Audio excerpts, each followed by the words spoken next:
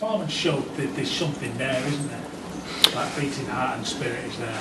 Yeah, they play like a team, so that's really remarkable for having 9 lone players in or whatever. So they care about the shirt, they recognise that we've got a support that comes, and that adds a good pressure to the team that they want to play for the support, which is really important, and for themselves and all the right reasons. So in terms of character, we never fail, do we? We're 10 out of 10 there, and same again.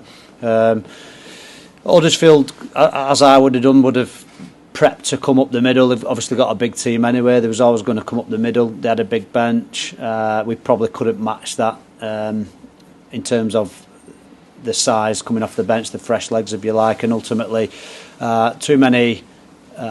We'll call them unforced errors, but too many errors, whatever you term them as, in the second half resulted in too much lost territory.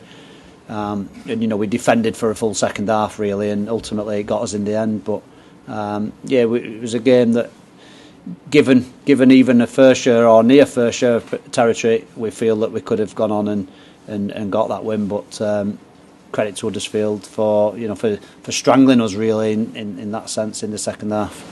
That spirit and heartbeat gives something to build on. Whatever happens beyond this season. Yeah, definitely, and there's some players there who probably weren't on the radar, who've been on the fringe of other clubs that might be available, and whether that be for us or whatever. Like we said right from the beginning, and I've said it a few times, that their journeys are individual, and they've all put the best foot forward. And like I said, whether that's with us or with somebody else, I'll be really pleased that that this part of the rugby career has been positive for them, and I've enjoyed working with them, and like I said, we've got one more game left and see where it goes from there. Because of the late stage of the season, like the lads who are Salford players, have they sort of said to you what's going on, where do we go, if they have got other offers and things like that? They know that I know exactly the same as them, so it's that question might as well be me asking them. So I'm as in the know as them, and obviously the delayed tax HMRC thing probably had, if anything, more anxiety because we're going to off season with still a cloud. So for us it wasn't a good thing. I understand why it was, but it wasn't for us really, because it just keeps the anxiety, doesn't it? Is that what you want? Just certainty? Yeah. Without elaborating, yeah, that would be good. Talk me through Nene's week. Yeah, Nene, we're in contact every week, so he's a victim of the bad situation. There's been many victims of the bad situation. Nene's one himself, and obviously he's been at home doing whatever he's doing. But the text came. It's just quite as simple as that. Yeah, I'll come back. I've done what I needed to do at home. I want to come back. Is it okay if I come back?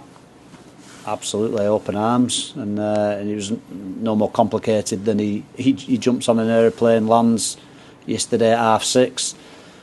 I seen him in the gym yesterday. Had a bit of a spar.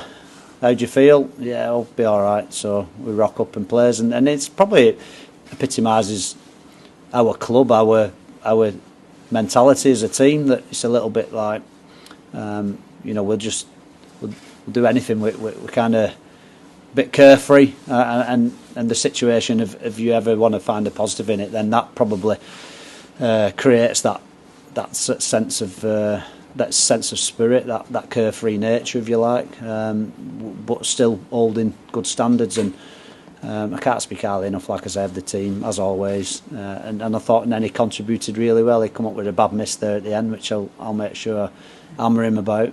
But it'll be with a smile on my face, so to speak, because I thought he showed his class and how much of a difficult player he is to handle.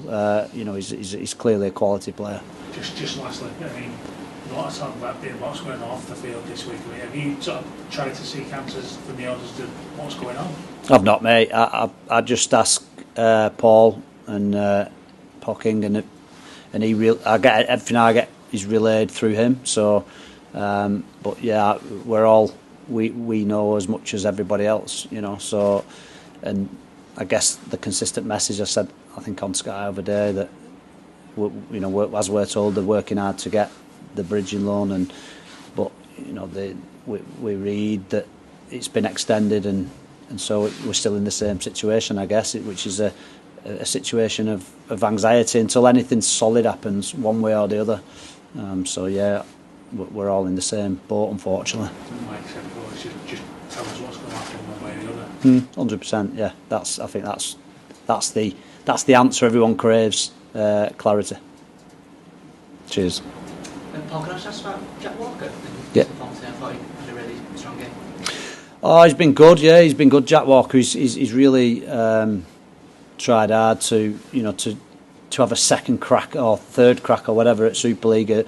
He's clearly been a fantastic player and been unfortunate with injuries in his early part of his career. So, and he's been consistent for us now over a month, and yeah, he's been fantastic. I think all his contributions are solid and also pretty special at times as well. He threw a lovely cut-out pass, real catch and pass, later in the game there, and yeah, he's been fantastic. Yeah. Do you think he's got the ability to maintain a Super League career? Obviously, he's stepped down with Bradford and Sheffield. Oh, 100%, absolutely no doubt about it. He copes with everything physically, the speed of the game, the speed of thought. Yeah, he's got all the attributes.